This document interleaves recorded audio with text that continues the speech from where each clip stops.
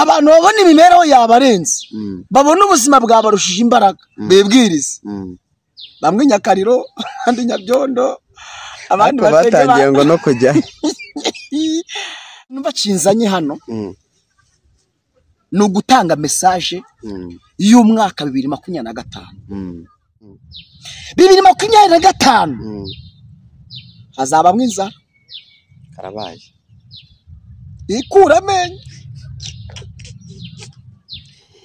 ariko mbe ijambo ryiza Yesu yego ko umuntu ufite kwabanya n'Imana uyu mujyi usaba umuntu wasenze Imana reka nkubwire ikintu gikomeye reka ne kwinjira cyane muri message unarebesha amaso aho ibihe biri kugana ubona bimeze bite birakomeye reka nguha amakuru rero y'umwuka umuntu wese uzegera Imana uko ibihe bizazamuka Imana izamuzamura hejuru y'ibihe bivuze ngo abantu begera Imana umuntu wese n'abandi bantu bose ahantu bari bazarwana intambara yo gukiranuka mu Rwanda ndetse no hanze yarwo bafitiye amakuru kagira inkuru udasenga inzara imanutse nzanye 2025 abantu bazakora ibintu bikurikira icyambere abantu bazarwana intambara yo kwirinda ibyaha no munsi mbafitiye amakuru ava ngo Imana izabajya imbere foni wasakatalawa ahataringaniye izaharinganiza Bibiri ivuze ngo izamenagura uko umuntu apushinga ashaka ibiryo ariko bazagira inzara yo gushaka kurwanya icyaha icya kabiri abantu bazavuga ubutumwa bw'ukuri apana ikinyoma uko hari umuntu avuga ubutumwa ariko bw'ikinyoma ndavuga bavuga ubutumwa bagenzi banjye nanjye naje nakubwiye ko ndi umushumba abazahagarara bakavuga ubutumwa bw'ukuri bakabwiriza abantu inzira y'ukuri bakabwira abantu kwesaje bakabwira abantu kwihana 2025 abo bantu bafitiye amakuru kagira inkuru mwibuka yego inshuti yanjye n'ubukwe bwanjye nzabukera butashye yaranantwerereye amen bitumye nongera kubabara Mana natwe twaramukundaga cyane Imana mwakire Imana tangaje ngo izabajya imbere haleluya Imana ishimwe ataringanigire iharinganize izamenagura inzugi z'imirimo ibicamo ibintu zabyima bicemo kanga yego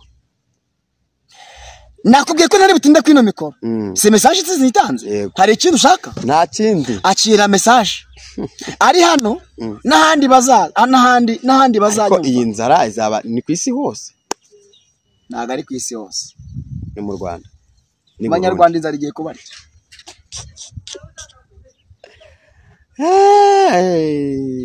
iyi nzarara Imana iri ariko abegera Imana bazaba iyi nzara ntago Zaburi 20 wibuke Zaburi ya 91 ivuga ngo uhera ku murongo wa mbere ivuga ngo uba mu rwisho bisumba byose umuntu uzegera Imana y'inzara izamutwikira akira amakuru 2025 ngenda yakiye mbere ibihe nibikomera Imana izamukomeza mw'ibyo bihe karabaye remene konosa kata Bibiri iravuze ngo Imana izaringaniza ahataringaniye iravuze ngo izamenagura inzugi z'imiringa ibicemo kabiri ibintu zabibyuma ibicemo kangahe kabiri uwo nuzegera Imana iguha umugisha ariko ndashoje vugize ni uzaba ufite umutima ukiranutse Imana izamugira yego izaringaniza ahataringaniye izamenagura inzugi z'imiringa ibintu zabibyuma zabicemo kabiri atambuka yego Imana iguha umugisha yesashimwe cyane amen umeze neza ndashima Imana ntawe tanga abandi nkakubwira ngo umwaka kuri twese 2025 kuri twese amen ariko uzi ko twawugezemo twawunogonoye bajya bavuga ngo hari umwaka w'amata n'ubuki uzabera umwaka w'amata n'ubuki ariko nasanze Imana ikunda amata n'ubuki kubera ko yajyaga ibwira Abisirayeli kavuga ngo nzabajyana mu gihugu cy'amata n'ubuki ngo nzabajyana mu gihugu cy'amata n'ubuki urumva rero nagira ngo mwakire ubasuhuze wibwire n'abakunzi ba Zaburi yacu n'abakunzi b'icyaha n'iki abambonye ubwa mbere ndabasuje mu izina ry'umwami wacu Yesu Kristo. Amahoro Imana itanga abe ku buzima bwanyu. Ubuntu bw'umwami Yesu Kristo bugereho muri hose. Ikiganza cy'Imana kibarambukire mu izina rya Yesu. Amen. Hanyuma nge nitwa Reverend Pasteur mu Rwanda Shaka Felicien. Ni umuntu mukuru kandi w'umugabo. Mfite madamu, mfite n'umugisha wo kubyara. Narabyaye, mfite abahungu 3 n'abakobwa 3 biza. Ongeraho ngo basa nasi. Ako kantu rero reka nkuru. Ako kantu arahantu nakavuze nagiye mwivuga uto. Barambwira ngo bahitandika muri comment kuko bari bafite YouTube channel ngo twigana ngo Pasteur Nzahuke. Nzaona. Ndamukunda. Nago niyaganye Nzahuke rwose. Ariko nibyo. Nabanje ni beza. Ni beza kandi basa nasi. Aho ari kandi Imana muhirukuro dashira. Twaramukundaga cyane. Nzahora tumwibuka. Yego. Yari n'inshuti yanjye. N'ubukwe bwanjye Nzahuke yarabutashye. Yaranantwerereye. Amen. Bitumye nongera kubabara. Mana natwe twaramukundaga cyane. Imana mwakire. Imana egoho umugisha mushumba. Ndagira ngo ubanze usenge ubundi tugezaho ufite message ushaka gutambutsa utugezaho ubutumwa bwiza. Kuri Zaburi yacu bakunda message bakunda ubutumwa bwiza. Ni ngewe ari kintu nzi ugira kamera ugira yo kubwira abantu ngo bahunga icyaha. Rero iki kintu hanyuma rero reka dusenge nkuko bivuze. Yego. Mana turagushimiye. Mu izina rya Yesu. Imbaraga zawe ziri kumwe natwe. Yego. Umwanya tugiye kumara tuvuga ijambo ryawe. Mwuka wera herekeza. Agere kuri buri mwese. Uzumvira ijambo. Icyo tubangamiye ni imbaraga zo mwijima. Mu izina rya Yesu. Tola kosi forwas. Turagushimiye kuri Imana bagusenga uherekeza ijambo ryawe kuzaryumva wese. Hano kuri Sin is Bad International no kuri Zaburi yacu ndetse no kuri Zaburi yacu. Umuntu wese uzaryumva rizamugira akamaro mu izina rya Yesu. Amen.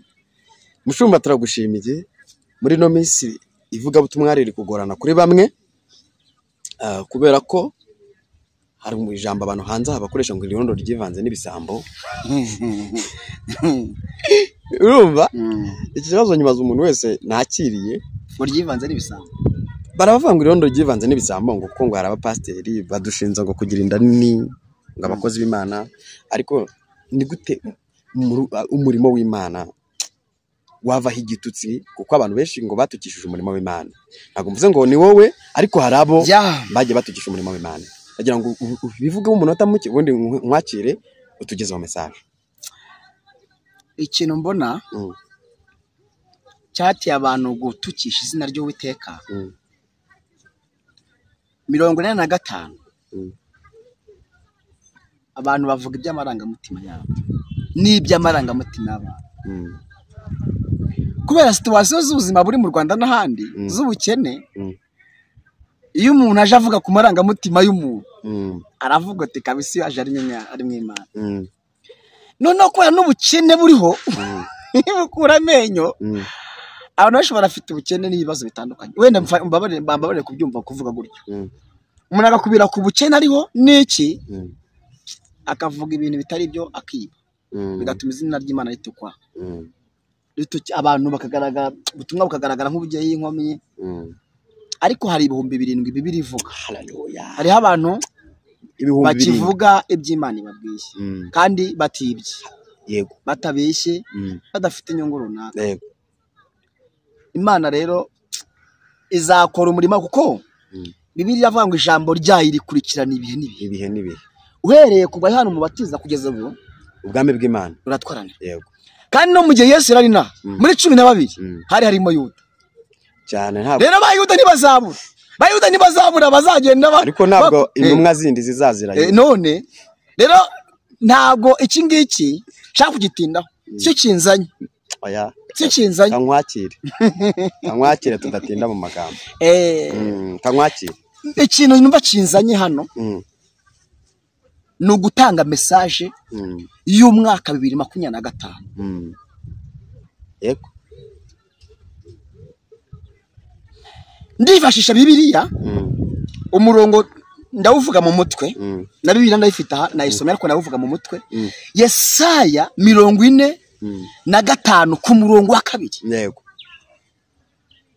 Bibiliya avuga ngo nzakujya imbere ahataringaniye maringanize nzamenagura inzugi z'imiringa ibihiniza by'ibyuma bicamo kabiri unumva utangiye gufashwa mbere ndi gufashwa telo sena iyo ndi mu rusengero mfashe ndataha tega amatwi yego message nzanye 2025 abantu bazakora ibintu bikurikira icyambere abantu bazarwana intambara yo kwirinda ibyaha uko umuntu apushinga ashaka ibiryo ariko bazagira inzara yo gushaka kurwanya icyaha icya kabiri abantu bazavuga ubutumwa bw'ukuri apana ikinyoma uko hari igihe umuntu avuga ubutumwa ariko bw'ikinyoma ndavuga bavuga ubutumwa bagenzi banjye nanjye naje nakubwiye ko ndi umushumba abazahagarara bakavuga ubutumwa bw'ukuri bakabwiriza abantu inzira y'ukuri bakabwira abantu ko Yesu aje bakabwira abantu kwihana 2025 abo bantu bafitiye amakuru kagira inkuru n'abandi bantu bose ahantu bari bazarwana intambara yo gukiranuka mu Rwanda ndetse no hanze yarwo bafitiye amakuru kagira inkuru n'umuntu wo kuyibara nukuri ndumva mfite amakuru n'ijambo ry'Imana ry'ino munsi mbafitiye amakuru ava ngo Imana izabajya imbere nesta foni wasakatalawa ahataringaniye izaharinganiza Bibiri ivuze ngo izamenagura inzugi 2025 hazaba mwiza karabaye ikura amenyo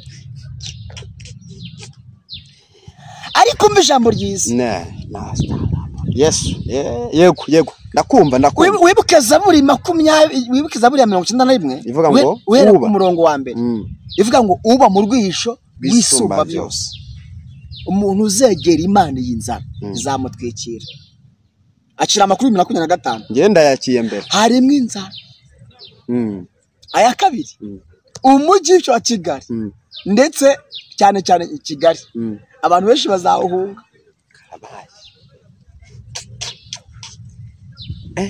abantu benshi bagiye guhunga umujyi wa Kigali situation z'imibereho zizajya kuri high level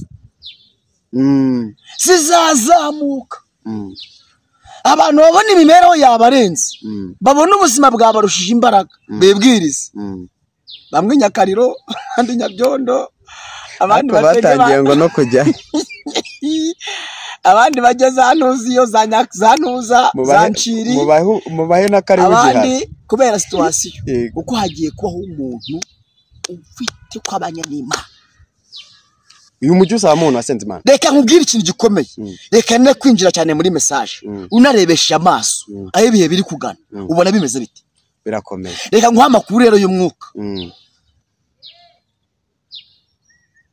umuntu wese uzegera Imana uko ibihe bizazamuka Imana izamuzamura hejuru y'ibihe bivuze ngo abantu begera Imana umuntu wese uzakiranuka ibihe nibikomera Imana izamukomeza muri ibyo bihe karabaye remene konosakata Bibiri iravuze ngo Imana izaringaniza ahataringaniye iravuze ngo izamenagura inzugi z'imiringa ibicemo kabiri ibintu by'ibyuma ibicemo kangahe kabiri uwo nuzegera iki Imana listen we nawe uri kuvugana nanjye nutongera amasengesho oya ndayongera urisanga inyuma ya Musanze hafi ntaho nzajya yavuze ko izadusanga mu mugo urisanga inyuma hafi ntaho nzajya 2025 rero niwo mwaka ngiye kuryamo nkahaga ahubwo je no kwambara cyane no kurya no kunywa nyumva yego le korosoro makani fetrozenema reka ngira abantu inama itari y'umukecuru uko bashatse Imana barushaho kwishaka barushaho kuyegera iratangaje ngo izabajya imbere haleluya Imana ishimwe ataringanigire iharinganize izamenagura inzugi z'imiringa ibicamo ibintu by'ibyuma bicemo kanga yego nakubwiye ko ntari butinde kwino mikoro se message zizitanze hari ikintu ushaka nta kindi akira message ari hano n'ahandi bazajya ko iyi nzara izaba ni kwisi hose ntago ari kwisi hose ni mu Rwanda abanyarwanda inzara igiye kubarya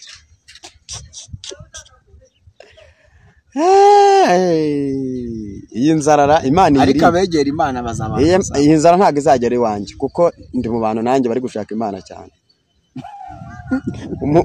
umwanditsi wa Bibiliya muri Zaburi yaranditse ngo uko imparaka zihagishwa no gushaka Imana mubwiye iby'umwuka mbwiye sinjya mubeshyera yego kandi urabizi ko turaziranye singira amarangamutima yego abantu tuzanye barabizi sinjya mvuga ibintu myuka tambwiye nubwo hari igihe umuntu yivuga ameza amabahari imbere y'Imana n'imbere y'abantu bayo udasenga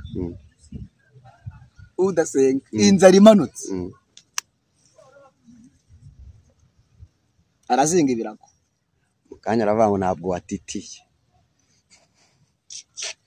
ndashoje Imana iguha umugisha ariko ndashoje vugize ni uzaba ufite umutima ukiranutse Imana izamugira izaringaniza ahataringaniye izamenagura inzoge z'imirimbo ibihiriza by'ibyuma zabicemo kabiri atambuka Imana iguha umugisha reka dugushimire wowe warukurikiye Zaburi yacu ni cyane kibi Imana ibaha umugisha mushumba reka tugushimire amen asante sana nitugutumira tuzongera tukubone kuri Zaburi yacu haba abantu b'umugisha amen abazagushaka n'ubundi bazatwandikira ntago bakubura nimero yawe mbanyifite bazampamagara nyiguhe nta kibazo ndi umuntu w'Imana uzifuza ko tumufasha gusenga tuzamusengera Imana iguha umugisha twe dukora Imana nitwe turasaba agakora Imana ariko Bibiliya ikivuga turabeshaho umugisha mu cyimbo cya Kristo twandikira tuzagusengera tuguhesha umugisha Imana iguha umugisha mushumba natangiye nsenga nawe senga usoze Mana turagushimiye ko uri Imana ishoboye byose tugushimiye ko mwene stangi nemo lesta laboniance Yesu we uyu mushumba umukozi wawe umwana wawe umuhaye message arayitambukije natwe tuyumvishe n'abadukurikiye hano kuri channel ndasenze Mana ubahe kumva no kumvira mu izina rya Yesu Kristo tubone umugisha uturutse Mana abantu uzabarinde iyi nzara kandi uha abantu kukwegera cyane babashe kukuboneraho umugisha abantu birinde icyaha mu izina rya Yesu Kristo amen